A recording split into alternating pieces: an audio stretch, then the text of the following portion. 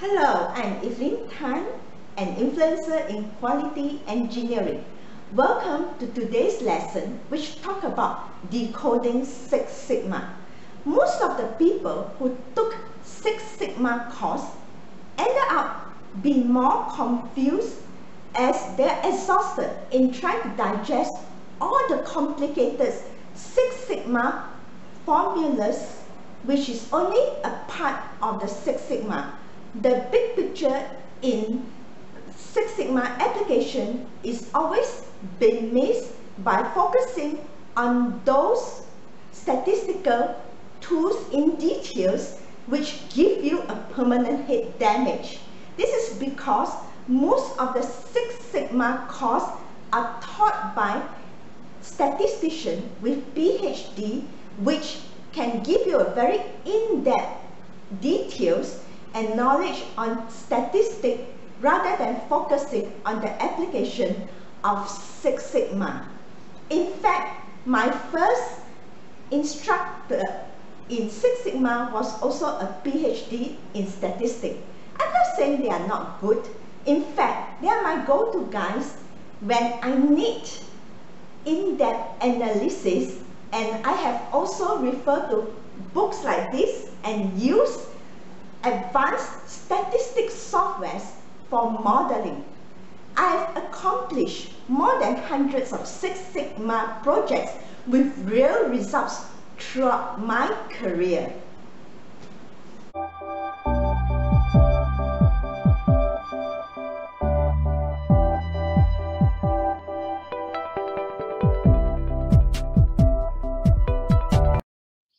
There are already tons of reference material and video about Lean Six Sigma. I hope to bring a fresh perspective to this subject by decoding the essence of Lean and Six Sigma rather than to delve into all the boring statistical stuff in this video. I promise not to give you any permanent head damage. This video is suitable for beginners where they are able to grasp the concept of Six Sigma, the reduced variation in Six Sigma immediately, and also for seasoned practitioners who want a fresh approach in this subject. In order to understand Six Sigma, we will need to look at manufacturing process. What is variation and the source of variations in the subsequent slides. All man-made products that we use every day, from the simplest products such as toothbrush to a sophisticated high-technology products such as computer, will go through many manufacturing processes in multiple factories. A manufacturing process consists of a series of actions which transform process inputs into a process output. A typical manufacturing process inputs are man, machine, methods, materials, measures, and environment. In this example of a toothbrush, the key process input will be the man that work in a company or the operators that make the product. The machine will be the molding machines that is used for material transformation. And also the methods will be the work instruction, and the materials are those polymer pellets that is from a reliable source of an approved vendor. Measurement process is to measure the key parameters of a toothbrush, maybe the toothbrush dimension such as length or width, and is able to give accurate data on the key parameters.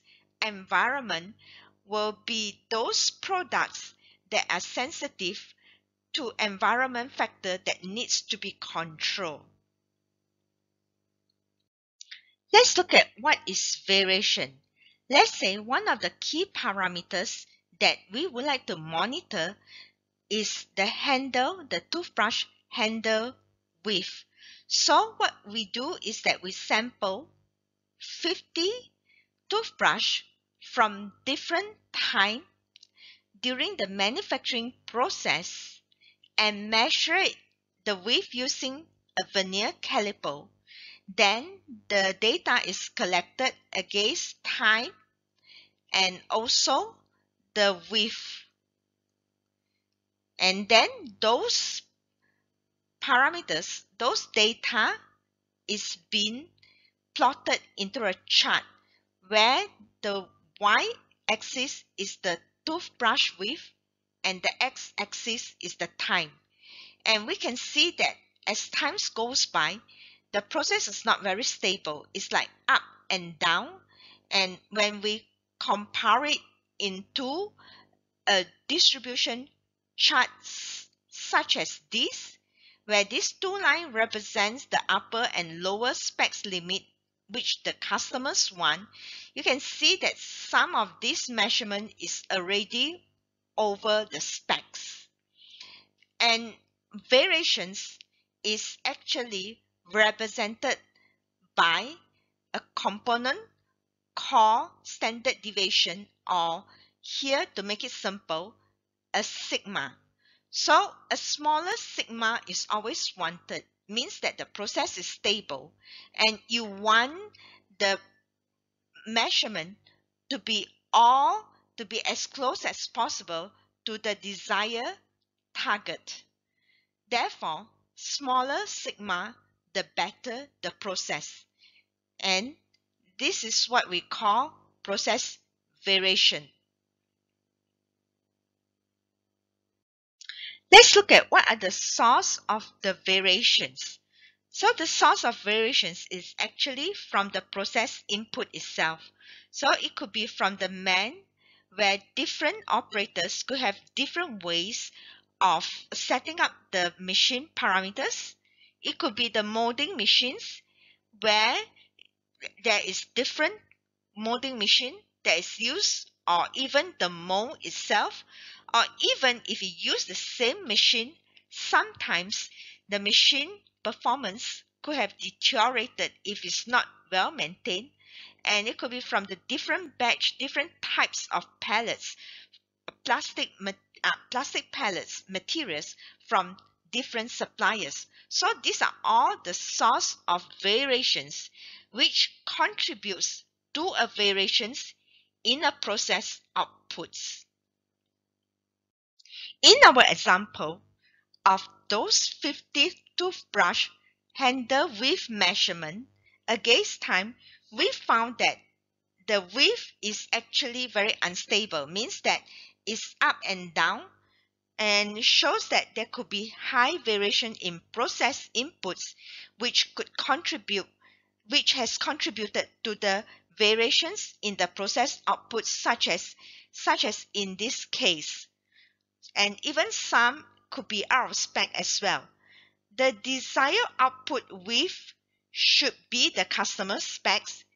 Therefore, at the end of the day, we wanted the process to behave this way, where there is very little variations. So how should we do this? In order to bridge this gap, we have to use a systematic approach, which is called Six Sigma, consists of step-by-step phase of define, measure, analyze, improve, control, and also report. So in define phase is that we will need to define the problem, understand the problem, stakeholder, and also the process management plan. In the measure stage, we will need to establish what are the key parameters to measure, or the key metrics to measure, and establish the measuring process to understand the current performances, such as in this case, this is the current performances. And in analysis that we will need to understand what are the factor or the source of root causes that causes the problem or causes the parameters of the width of the toothbrush handle to behave in this way. So normally we will use like cause and effect diagram of 5 whys. And finally, in the improve phase is that what are the action plans that could get from this type of process or this type of output to this type of output with less variations. And finally, once we have established the action plans and it works, we should standardize the action plan into the process control plan and work instruction and also monitor for sustainability. So this is the meaning of reducing variations in Six Sigma. We have already understand that variation is represented by sigma and what is variations in the previous slide. So next is that we would like to also understand a bit that why is it termed as Six Sigma. So let's look at those process with different sigmas. Like 1 sigma, we will have about 69% of reject with only 31% yield rate. That means you are producing parts that will be out of customers' specification. What is below this line is actually not wanted. That means these are all rejects. And if in 2 sigma, you will have a process with a reject rate of 30% and 70% yield. That means you have 70% of good parts, which is within the specs. And then in 3 sigma, which is the yellow line here,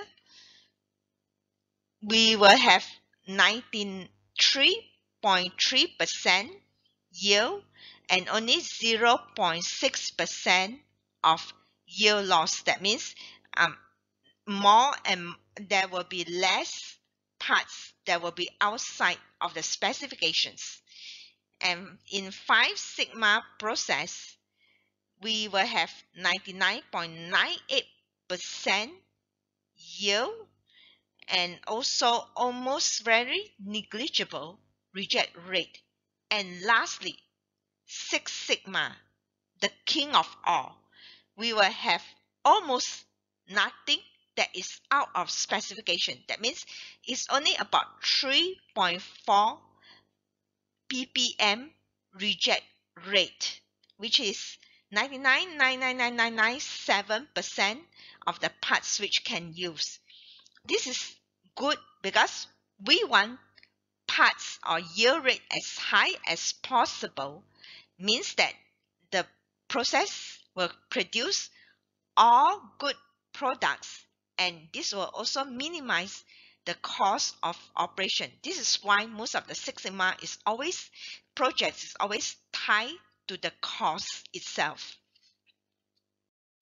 Most of the people are lost because there's so many PhD, permanent head damage statistic tools that involve in Six Sigma methodology.